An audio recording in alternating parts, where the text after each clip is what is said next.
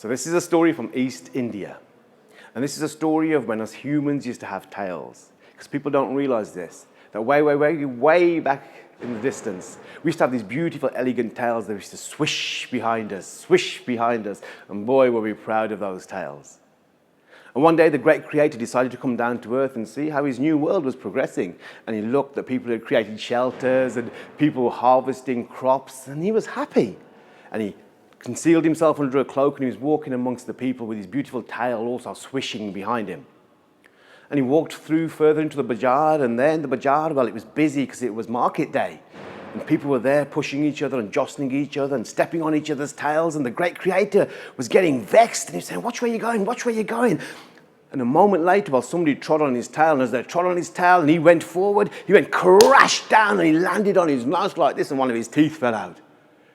And he went, "You idiot!" And everybody looked up and started laughing and saying, "Look at him, the man with the gap, the man with the gap."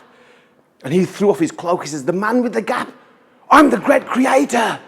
And everybody started shaking in fear. They couldn't believe it. They'd never seen the great creator like this.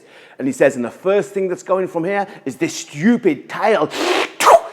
And he flung it off into the distance, and where it landed, a particular type of bamboo grew.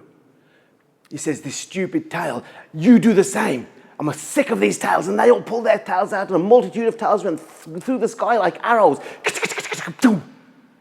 And where they landed grew a special kind of grass, a soft grass that blows in the wind.